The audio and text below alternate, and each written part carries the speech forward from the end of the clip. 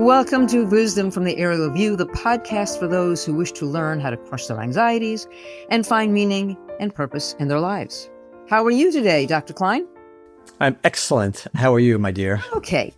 I wanted to have a conversation with you today about something that has struck me, that happened to me this week, and I'm flummoxed about it. And I read an article in the Wall Street Journal, actually, that was called about the view of the arc of life. And I want to talk about that. But I want to talk about it from an experience that I had this week. I have a very good friend who is 94 years old. And she wasn't feeling very well. And she said, I something's wrong. And I said, okay, let's not fool around. Let's go to the hospital and let's see what it is. And so I took her to the hospital. I don't like hospitals. They scare me to death. It's not my thing. I just don't like it. Just walking in makes me, I don't know, there's the smell and everything. But she's a wonderful older woman, and they treated her with kid gloves. They treated her beautifully. And yet the two of us were nervous. She was nervous because she thought might be having a heart attack. I was nervous because I thought I might be having a heart attack from nerves. The stress of being in an environment like that, particularly when you're older. And then I got home and I happened to see a book on my bookshelf written by a woman that you and I really like a lot, Ellen Langer, a professor at Harvard. The book is called The Mindful Body.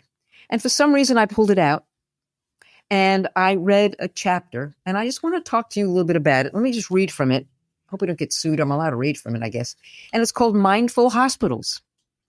And she says, while at present, most people in the medical world may disagree with my view that stress is the number one killer, it would be hard to find many who don't think that stress is bad for our health. Nevertheless, there is little focus on how to make hospitals, or more generally, the administration of medical treatment, less stressful. We have to go to the hospital, say, for a mammogram or a chest x-ray, or because we broke our collarbone, or for 100 other reasons. Hospitals, ostensibly, are for healing. Yet, as we enter the building, we're likely to get sicker because our overwhelming feeling is fear. Moreover, our attention may be drawn to those who are in worse shape than we are, or who may seem to represent our future selves. The environment is sterile, and medical personnel quickly walk the halls with serious facial expressions, again conveying gloom and doom. This is clearly not the place we want to be. And she's right. It scared me. I was scared. I was scared for my friend. I didn't know what was happening. Is she going to die? I don't know. And so we go to hospitals for whatever reason, and we become totally stressed. So you, as a medical professional, can you help me and our listeners understand how we can be less stressful in a healthcare environment? Well, that's a good one. Well, I absolutely agree with everything you said. It's a super stressful place. I spend a lot of time in hospitals, most of them as a doctor, but occasionally as a patient. I'll tell you a good patient story when I was a patient. I actually wrote an article about this, which is it's a pretty long piece. I don't know if you've ever seen it. I'll send it to you at some point. And I'd love for you to talk about it because it's a fascinating piece. It's a long piece. I'll try and cut it really short. But I ended up having diagnosed my own kidney tumor, and I had to have surgery. So I went into the hospital and ended up having surgery, and then ended up spending more time because I had a complication. Of course, doctors always get the complications. That's a well-known fact.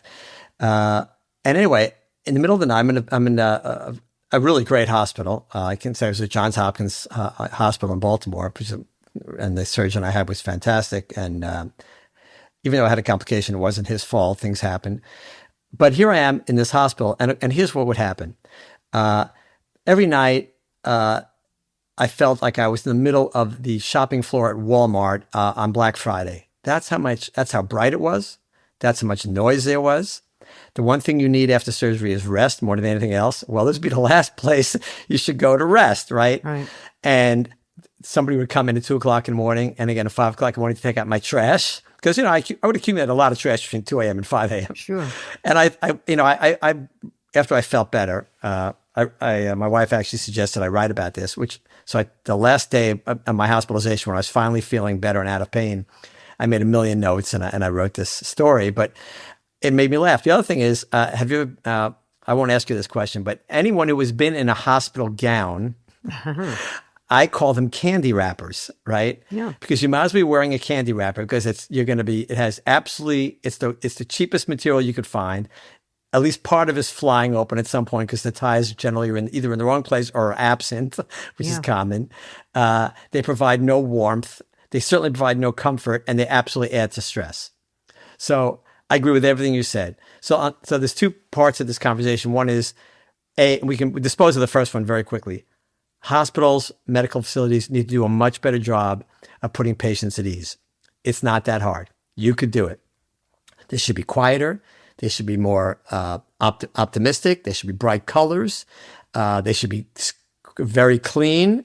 And people should not be walking around with frowns on their faces. And this, as we've talked about in many episodes, being unhappy and being sad is a total waste of your time most of the time. It doesn't help anybody. It certainly doesn't help yourself, and it doesn't help those with whom you interact. So we can dispose of that. We need to improve hospital and all medical facilities, make them more patient and family friendly, make them less scary, give information much more easily, although that's improved quite a bit with patient portals. Okay, now let's talk about the other side. Right now, there's still stressful places. How do we deal with the stress? That's what you're asking me. Yes. So many people who have not worked in hospitals don't like them for all the reasons you just said. I know so many people feel that way. A lot of my own family members feel that way because I somehow was a total failure in convincing any of my kids to go into medicine. I have 4 kids. None of them were interested. My oldest son once told me, "Dad, I would have done it, but you got up too early." So the question is, how do you deal with these stressful situations? And this is really the topic we've talked about. We had a podcast on anxiety quite a while ago. We should revisit that again. And we can actually do some of that right now. So how are we to deal with anxiety? And the simple answer, the quickest way to deal with it is to understand the Viktor Frankl rule, which, to repeat, is that we are each in complete control of how we feel. We are not required to react in any particular way. It's totally up to us. And the way to get there is to understand that everything we see or hear or touch, feel, whatever, is interpreted in our brain. You've heard me say this many times. No event, no word, no statement, no event, no activity has any intrinsic value. It's our brain is absorbing this through one of our senses and then deciding what to make of it. So if we hear a very loud banging noise all of a sudden, we're likely going to jump because our brain has decided, ooh, loud noise, danger. Let's get that cortisol flying through the body. Let's get attentive. There might be a lion coming after us. That's a fight or flight sensation. That's what our brain does. But that noise, that same loud noise, if you were at a concert, right, and somebody hit a loud chord, or a drummer made some loud drumming sound, or somebody smashed a guitar like the Who used to do at the end of a concert, you're not going to jump because that's an expected loud noise. So not all loud noises generate the same response. What that tells you is your brain is doing the work. Your brain is taking an event and deciding what to make of it. In a concert, a loud noise, you don't make a big deal out of it. All of a sudden, you're sitting in your kitchen and you hear a loud noise, then you're going to jump, right? Or you're outside at a restaurant. Wherever you are, that's going to incite a certain response. So that tells us that since the response is in our brain, the evaluation of the event is in our brain, we get to control how we react to whatever our brain has decided. So you walk into a hospital, you see sick people, it's cold, it's sterile, it's scary, right? Yes. But you can decide, well, my brain has taken in through my sight and sound and smells. My brain is saying danger, scary place, whatever. But then you get to decide, brain, calm down.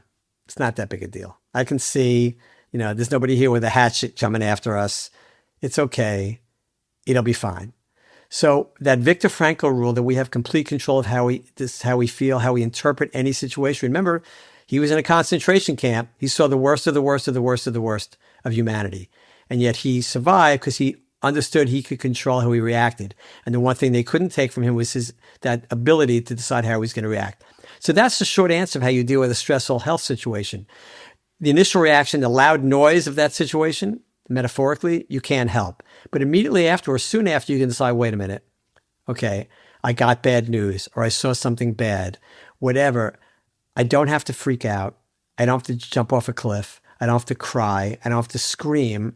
I get to decide how I want to feel. I prefer to take this in stride and just let it unfold and be more calm about it. Because there are people who do that, right? You know people who will be in the same situation you are, and you'll get super upset or freaked out, and they're just kind of like, it's all right, right? And you go, how do they do that, right? They're exhibiting the Viktor Frankl rule. They're deciding how they want to interpret the situation. So that's the short answer of how we deal with this. And it applies not just to health situations. It applies to all situations. Again, I made my own diagnosis on my kidney tumor. I didn't freak out. Not for 1 minute did you freak out?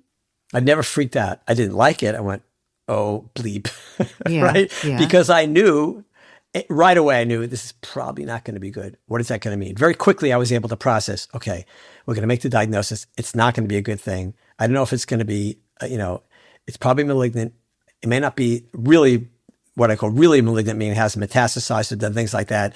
But I am going to have surgery. I'll probably be okay. I went through that whole process in literally a minute.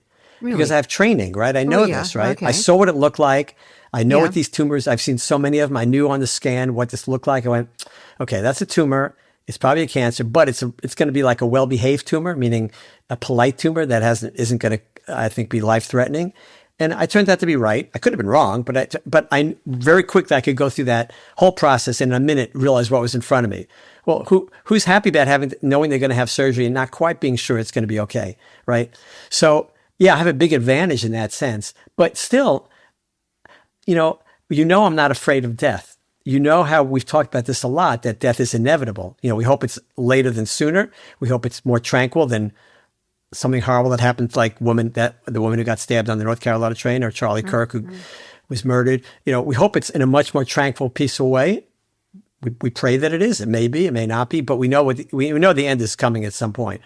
That's such an important concept for people. Now, it's very hard when you're young. I get it. And as you get older, it gets a little bit easier. But that's very important to realize, that this life is a temporary event. So it's going to end at some point. Keep that in the back of your mind. And number two is you get to decide how you have to feel. Freaking out about a healthcare situation, whether it be yours or somebody you're with, as my wife often tells me, when does freaking out ever help? Right? I used to teach my kids, rule number one, don't panic. Because the first thing all of us are naturally going to do is panic. That's our first reaction. So you have to train yourself not to panic. It's not a natural thing for most people. But when all right, so you diagnose yourself, oh my goodness, I probably have a cancerous tumor. You call your children. How do they react? What did you say? How do they react? How does stress translate in a family like that? So I called my wife. Mm-hmm. And, it's like I called her. It was kind of like I called her to tell her, by the way, I'm stopping to get milk at the supermarket. Notice I didn't say, what did your wife say? Because I knew exactly what your wife would say. Because her thinking is the same. Yeah. Okay, we'll deal with it. We'll take care of it. Whatever we have to do, we'll take care of it. I never saw her once for a second look upset, concerned. And, just for people to know, my wife does actually love me. So it's not that she doesn't care about me, but that's just the way she reacts. So my children, I did tell my children, but I just said it in a matter of fact way. I have this tumor I found in my kidney. I'm pretty sure I'm going to be fine. I'm going to have surgery. They'll take it out, but I'm pretty sure I'm going to be fine. And they trust me because A, I tell them the truth, and B, I'm a doctor, and they know that I probably know what I'm talking about, but they do trust me. They know I'm not going to lie to them. I tell patients all the time, when I would make a diagnosis on a patient, a cancer generally or something like that, and they'd say, oh God, I don't know what I'm going to do. Tell my children. And if they're adult children, I would say, tell them the truth. They'd say, I can't tell them the truth. They're going to be so upset. I go, no. If you don't tell them the truth, here's what's going to happen. They will never believe you going forward. Never, right? If you don't tell them the truth now, then down the road, when you say, oh, I'm cancer free, they're not going to believe that either. They're not going to believe anything you say. So tell them the truth. Not for little kids, but adult children, older children, or even teenage children. Tell them the truth. The only people I would not tell the full truth to is a little person, right? Somebody, elementary school age. You don't have to tell them everything.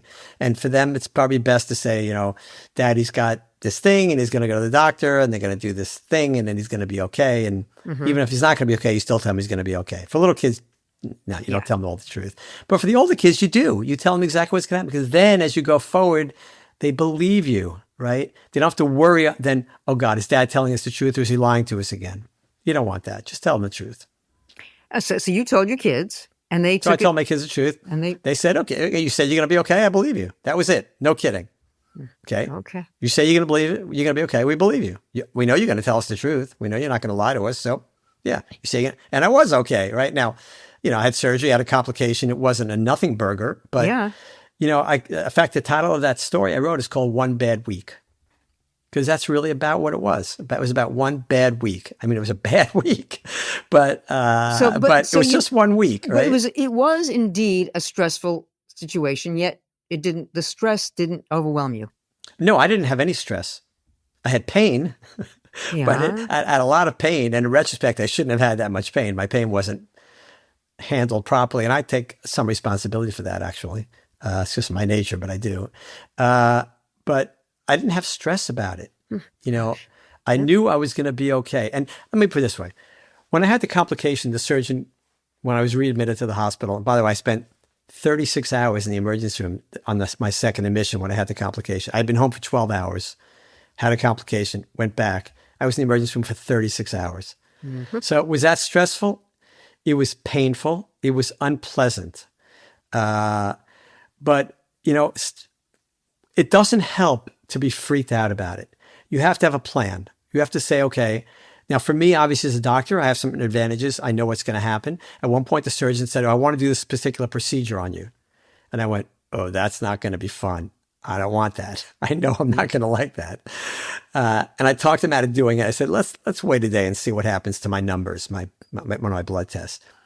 And, I think because I was a doctor, he was willing to give it a shot. I don't think he was crazy about it. And I think if he thought, I'm sure if he thought I was wrong, he would have said, no, we're not doing that. But he was kind of on the fence. And so my particular feelings about it, he did, I think, weigh his decision a little bit. But if he was sure he had to do that, he wouldn't have done it. Anyway, but it's not stress. It's understanding what's going to happen. So the stress, the anxiety, it doesn't help. It doesn't improve the situation. It makes it worse.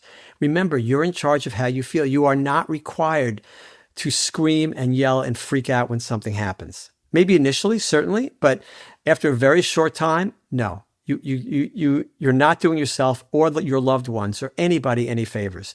And the way you handle it is to remember the Viktor Frankl rule, right? I'm in control of how I feel. I get to decide, right? You can't decide about your pain. You can decide how you react to your pain, for sure. I did that. But you can decide how upset you want to get, how anxious you want to get, how stressed you want to get. That's under your control. Because remember, everything's interpreted through the brain, and then you get to decide how do you want to react to it. Health and wellness of people is something you're saying that we can control it. But my question is, and I mean this in all sincerity, you go to a doctor, which is in and of itself a stressful situation because unless you're going for your annual physical, if you're going there, there's a reason. I don't feel well. Something's wrong. I have a chest pain, whatever. So that's stressful enough. And then you're given a bad diagnosis or what could be a bad diagnosis, and that's even more stressful. What I'm trying to get is tell me, how do I control it so that the stress doesn't overwhelm me, that I can get into this Viktor Frankl understanding of that I am in complete control. How do I get in complete control? I'm stressed. I'm out of sorts. How do I get there? Okay. That's such a great question. And for this, we're going to head to the aerial view for a minute. So let's say you're diagnosed, God forbid, with metastatic something cancer. Right. And you look at the data and your doctor says, we made great progress. And if everything goes great, we could get 3 years out of this. So lung cancer is a great example. We used to diagnose lung cancer until very recently. And I saw so many lung cancers and immediately that game is over, right? Or pancreatic cancer. But let's just stick with lung cancer for a while. That game is over. Well, now with some of these immunotherapy drugs, you can live for years. No kidding. There are people who've been on the drugs for years and they would not have lasted 12 months previously. Okay. But at some point, that drug's not going to work anymore. And at some point, it's going to end. So instead of being 12 months, maybe it's 48 months, maybe it's 4 years, whatever. Right? Okay. So when you're in the aerial view, remember, you see all of time. You see the whole thing. And when you see yourself on the last moment of your life, and Enid, you know this, right? You've seen people who have fought the good fight against some disease, and right at the very last minute, they kind of relax. They know it's over. They give up, and they die more peacefully. They've come to grips with it. They've accepted it, right? You know what I'm talking about, I right? do. You've seen it, right? And so from the area of view, you go, well, wait a minute. Okay, I know how this is going to end. I'm going to accept this at the end. So why don't I accept it now and stop and not waste all that time being anxious and depressed and sad, right? Let's just accept it now. Let's just take every day, every moment, enjoy it for what it is, embrace every moment, whatever it is, it is. Some will be great, some will be painful, some will be sad, some will be happy, whatever. I'm gonna look at that last day, and I see where I am on that last day. Because from the area of view, you can appreciate it, and you say, okay, let's get rid of all the middle garbage. How about if I just adopt that attitude now? I'll do the best I can. I'll dedicate the rest of my life to being with my loved ones, to still helping as many people as I can, to bringing joy and love to the people around me and anybody I can. And I'll take the medicine. I'll do the procedures, whatever I think I'm willing to do. And I'll be okay, because the end is going to come for everybody. It's not a surprise, right? So when you get stretched out and freaked out when you get a bad diagnosis, it's like a shock. It's a shock. But when you think about it, it really shouldn't be so much of a shock. We're all going to die. We're all going to get an illness, or we're going to have some tragedy befall us. And that end record is going to play. We're going to get to that end record. So why are we shocked? You can say, I didn't think my time was now, but turns out it is, right? Okay, what am I going to do with the rest of my life? Whether it be 2 weeks or 10 years, right? I get to decide. So there's no reason to be stressed. Don't be shocked. The end was coming. The last record is going to play. That's the story of human life. So don't waste a minute of it being stressed out or freaked out about it, right? It will play out as it will play out. There will be days when things are great and days when things are not so great. It's all part of your story. Remember, your book is written. It's all part of that story. Embrace every moment. Every page of your book is important. You don't have to stress and freak out about it, right? It comes to, when I was... you went to summer camp, I think, didn't you? I when did. You were young? I did. Okay. So for those people who didn't go to summer camp, often in many summer camps, there's at the end of the summer session, whether it be 2 weeks or 4 weeks, whatever number of weeks you go to camp, a lot of camps have a competition between, they split the camp in half. Color war. And they have a color war, right? And one team is blue, one team is red, depending on your camp colors, and there's color war. And everybody knows that at some point towards the end of the session, there's going to be color war. But nobody knows exactly when it's going to break out. So that's one of the big things. Ooh, when is color war going to break out? How are they going to announce it? This is some kind of reveal or some cool thing, right? But everybody knows it's coming, but they don't know exactly when, right? And then color war is announced and everybody's excited, but they already knew it was coming. Nobody's surprised. They might be surprised how they did it, when they did it, but not that they did it, right? Color war was always coming. Illness and death are coming. They're always coming. We don't know when. We hope it's when we're older and we've had a complete life, but it could be when we're very young. We don't know. But it's always coming. So it should never be a shock in the sense that it happened. It could be a shock when it happened, but then immediately you have to revert to, okay, now I'm at this point in my life. I didn't expect it to be so soon, or I'm amazed that it came this late and I had so many years. It was always coming. Color war was always coming. This was always coming. So how do you want to deal with it? Right? Don't freak out. Don't stress out. You have the Viktor Frankl rule in your quiver. Pull it out. And remember, I'm in control of how I feel. Embrace every moment. Don't waste a moment. Enjoy it as best you can.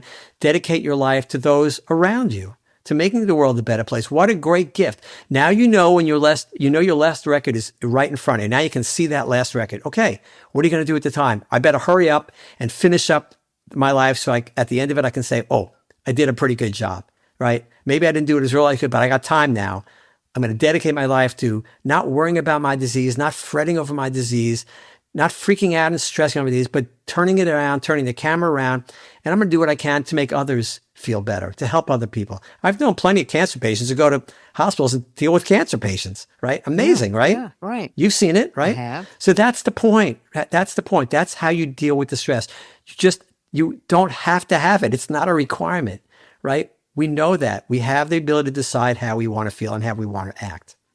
Do you believe in deep breathing, or do you believe in, when you in a situation where the stress is almost overwhelming. Um, what's the trigger? How do you get to the point where it's off your shoulders? How, particularly when you're in a hospital, for example, we knew at the beginning of this, we both agree that it's a stressful place. It's dark, it's light, it's bright, and it's noisy, and it's stinky, and it's not as clean as it should be. And there are people around you who are sick, Right. and it's just one thing after another. Somebody in the thing across from my friend was having a seizure. It was stressing me to beyond. So what do I do? Do I deep breathe? How do I get to the aerial view at that particular point? What do I do? Okay.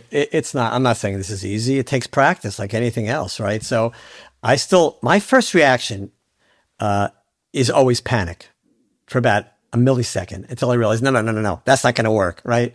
So, but everybody's first reaction is panic in the very beginning, right? I did, yes. When in an event, but certainly in a situation like this, have you ever seen anybody have a seizure before? No. Okay. So one way to look at it and go, oh, so that's what a seizure looks like. See, you get to decide. That's what Viktor Frankl is teaching us. You don't have to freak out. Oh my God, a seizure. You're in a hospital. They know how to handle seizures, right? So you don't have to worry about it. You're not taking care of the seizure patient. You're not on the street yourself and watching a person in front of you fall down and have a seizure. You're in a hospital. They'll take care of the seizure, but you don't have to freak out. You can say, well, they'll take care of the seizure. And isn't this interesting? That's what a seizure looks like. I've never seen one before, right? So you see what I'm saying? You train yourself to not freak out, to not stress out, but to look at it as another moment of your life that in this case is kind of interesting. So you don't like hospitals because you're not used to them. So think about people who go to the hospital every single day. Every day we're in the hospital, right? They don't think anything of it, right? That's like you go into your office, right? Yeah, You're sitting in your office now. Sure. They go to their office, right? And in their office, there turn out to be lots of sick people undergoing all kinds of crazy things, right? A hospital is not an emergency room. An emergency department is a small segment of a hospital, right? So you're only seeing the most acute episodes or things that are happening instantaneously. I think I've told you this when I was an intern. For some reason, I was blessed with spending 3 months in the emergency room. That's a lot for an intern. So I was spent a lot of time in the emergency room. And first, I was catatonic, right? I was, oh my God, what do I do? And then you learn and you get used to it. So that's the way to deal with these things, is to decide how you want to react to them. And you don't have to freak out. That's the point. But you just said you did when you first got into that ER. You were catatonic, and for the first 5 minutes, I was. 5 minutes. Okay. I just finished medical school a month earlier. I was an intern at a major city hospital. I walk in, and my first, we called them rotations. My first assignment was to be in the emergency room, and I started on a Saturday night. In an inner city emergency room. It is like jumping off a cliff, a 500-foot cliff into ice cold water, right? That's what it was like. Yeah. And so for the first 5 minutes I was catatonic. I didn't freak out, but I really couldn't move. I almost couldn't move. Then I took a deep breath, whatever works for you. And then you go, okay, I have to do this. Okay, I need to embrace this, and I'll learn as I go, and I'll figure it out. And this is probably going to be very challenging. And by the time a couple hours later, I was in the groove, right? It just became my new reality. That's another thing. Our reality is constantly changing. You go into, you're a college student, and you go into your first apartment, and, you look at it and go, okay, well, it's not my home, but I'll get you, you make it a little nicer. You do what you can do. And then it becomes your home and you're used to it. And then your parents come and they walk in, they go, you live in this S-hole, right? What? And you go, what are you talking about? It's fine. It's fine. Because you're used to it. Yeah. It's become your new baseline. But somebody else walking into it thinks, oh my God, this is a mess, right? This is disgusting, whatever, right? Yeah. We've all lived in disgusting apartments. I certainly have. So, you'll get used to anything at some point, right? The whole point is to avoid the freak out part. That's what we're talking about. That's why you wanted to talk about it. Let's avoid the super stress freak out part. And the short answer is remember the Viktor Frankl rule. You get to decide how you feel. Your brain is interpreting this. Your brain is deciding this is scary. Your brain is deciding this is stressful. Your brain is doing this. Nothing else. The hospital's not saying I'm a stressful place. Your brain's deciding it's a stressful place. Okay, guess who's in control of your brain? You. That's what Viktor Frankl's telling you. So the initial shock, you're not going to get over too well. Yeah. All right. But immediately you should say, okay, wait a minute. I'm in control of how I feel. I don't have to freak out. Now I'm going to look at this. I'm going to see that person have a seizure and go, well, I got to see what a seizure looked like. I never had a chance to do that before. That's interesting. That's how you have to do it, right? You have to reset the thermostat. You have to accept what's happening around you in that sense and understand that you get to decide how you want to interpret it. I'm going to end this because we're at the end by telling you that little secret. Oh, I thought you were sick of me. So I'm sick of that. I'm on my way to the ER because I'm so sick. No, I spent 7.5, almost 8 hours in the emergency room with her. They did send her home. She was diagnosed with pneumonia. But during that time, and I was stressed, and I actually thought to myself, and I will admit this to you, Viktor Frankl wouldn't have been stressed. He saw a lot worse. And it did calm me down a little bit. And I admit it helped. So I end this podcast by actually thanking you because you've taught me that. You've taught me that I'm in control and that because I'm in control, I've got to gain control. And that's the trick, is gaining that control. So I end this podcast today by thanking you. I was telling you a story that was something that's been on my mind now because it happened last week. And I wanted to say it publicly. Thank you for helping me get there. Not totally there, but I'm working my way back to you. Anyway, I thank you. I will give you the final word because otherwise I'll keep singing and you don't want me to hit me. I love when you sing, okay, and I would say it's a gift. This is a gift to people. If you can teach people to learn how to handle stress by understanding that it's self-imposed, that it's not external. Stress is generally not external. Your brain is interpreting everything. And I'm not talking about somebody coming at you with a knife or something like that. I'm talking about this kind of situations that cause stress in general. Even those most fearsome ones, you are in control how you feel. You get to decide. And once you believe that and understand it, because it is true, then as you practice it, it gets better and better and better. And one day, maybe we can all be like my wife. I know. God bless her. Well, with that, I thank you for another good conversation. We thank everybody for listening. And tell everybody where they can write to us. Question@wisdomfromtheaerialview.com. One more time? Get it done. Question@wisdomfromtheaerialview.com. Thank you, everybody, for listening. It's always a pleasure, Enid. I love our conversations. I wish we could do them every single day. Peace. Goodbye, everybody. Bye.